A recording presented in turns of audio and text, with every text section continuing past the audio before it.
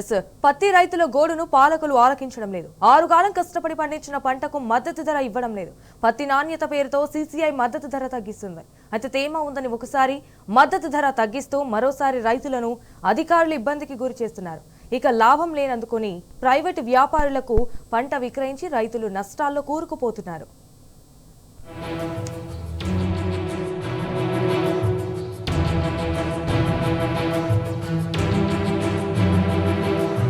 తెల్ల బంగారం పత్తి పంట కొనుగోలుపై కేంద్ర ప్రభుత్వం పేచీలు పెడుతోంది. కేంద్ర ప్రభుత్వ ఆధ్వర్యంలోని కాటన్ కార్పొరేషన్ ఆఫ్ ఇండియా పంట కొనుగోలుపై లేన్ రూల్స్ చెబుతోంది. వాస్తవానికి పత్తి పంట అక్టోబర్ నెలలో చేతికొచ్చింది. ఆ సమయంలో పంటకు తేమ పేరుతో కొనుగోలు చేయలేదు. ఇప్పుడు నాణ్యత పేరుతో మద్దతు ధరను తగ్గిస్తూ రైతుల పొట్ట కొడుతోంది. ఆదిలాబాద్ పత్తి అంటే పెట్టింది పేరు. ఆదిలాబాద్ పత్తికి ఆసియాలో మంచి పేరు ఉంది. అలాంటి ఆదిలాబాద్ రైతుల పత్తి కొనుగోలు చేయక అన్నదాతలను అరిగోస పెడుతోంది.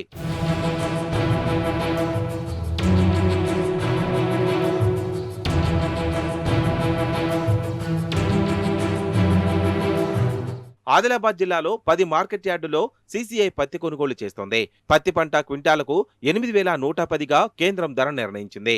కానీ మద్దతు ధరకు పత్తిని సీసీఐ పత్తి పంట కొనడం లేదు. ఎకరాకు 7 క్వింటాలే కొనుగోలు చేస్తామని మెలికపెట్టింది.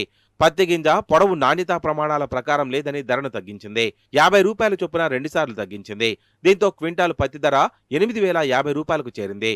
పత్తి ధర తగ్గేందుకు కారణం పింజ పొడవు తక్కువ రావడంతో తగ్గించామని కవర్ చేస్తున్నారు. ఇక లాభం లేదని కొందరు రైతులు క్వింటాలపై 1,400 రూపాయలకు తక్కువగా ప్రైవేట్ వ్యాపారులకు విక్రయించి నష్టపోయారు.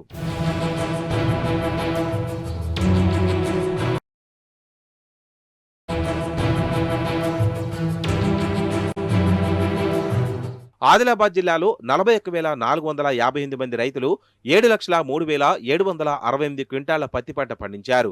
వీరిలో సగానికి పైగా రైతులు పంట విక్రయించలేదు.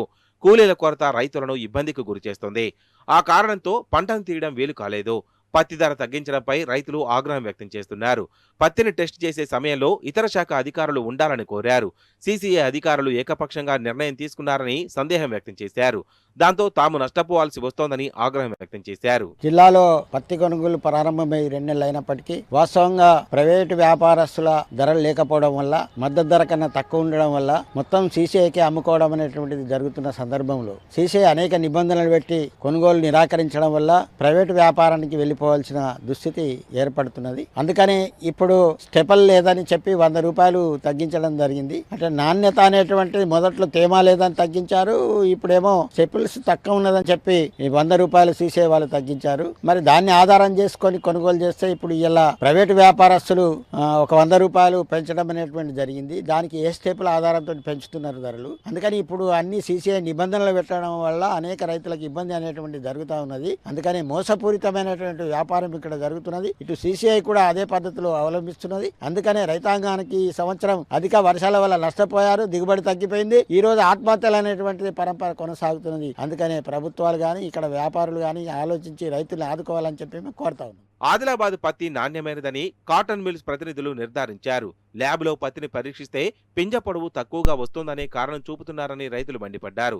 తమకు సీసీఐ చేసే పరీక్షలపై సందేహం ఉందని తేల్చి చెప్పారు. ఆదిలాబాద్ మార్కెట్ యార్డులో ఈ రోజు అంటే సోమవారం నాడు సీసీఐ వారు 50 రూపాయలు తగ్గించారు. గత 8 రోజుల కింద 50 రూపాయలు తగ్గించారు. అంటే 8,110 ఉన్నది 8,010 రూపాయలే చేశారు. ఇది సీసీఐకి శ్రేయస్కరం కాదు. ఎందుకంటే ఇప్పుడే రైతులకు అకాల వర్షాల వల్ల దిగుబడులు అనేది తగ్గిపోయినాయి. 1 ఎకరానికి 3 క్వింటాలే దిగుబడి వస్తుంది. కాబట్టి రైతుల్ని నట్టేట ముంచటమే అవుతుంది. ఈ రోజు ప్రైవేట్ వ్యాపారస్తులే 7,500 7,600 వివిధ మార్కెట్ యార్డులలో నడుస్తుంది. కాబట్టి సీసీఐ ఇంకా తగ్గించడం శ్రేయస్కరం కాదు. సీసీఐ నాణ్యత పేరు మీద ఇంకా కిసాన్ కాపాస్ యాప్ వల్ల రైతులు కొందరు ఫస్ట్ పికింగ్ కూడా అమ్మని రోజులు ఉన్నాయి. స్లాట్ బుకింగ్ చేయాలా, అది చేయాలా, ఇది చేయాలా, బండి దొరకాలా. ఈ రబీ పంటలు వేసిండ్లు కాబట్టి కొందరు ఇప్పుడిప్పుడే అమ్ముతున్నారు. 100 రూపాయలు దించితే రైతాంగం పూర్తిగా నష్టపోతుంది. కాబట్టి జిల్లా యంత్రాంగం తగు చర్యలు తీసుకొని ఆ 100 రూపాయలని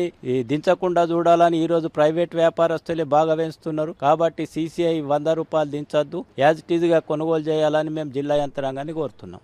పత్తి పంటకు సంబంధించి ఏకపక్షంగా నిర్ణయం తీసుకోవద్దని రైతులు వేడుకుంటున్నారు. నాణ్యత పేరుతో తమను అన్యాయం చేయవద్దని అర్జిస్తున్నారు. పత్తి పంటకు మద్దతు ధర ఇచ్చి కొనుగోలు చేయాలని డిమాండ్ చేస్తున్నారు.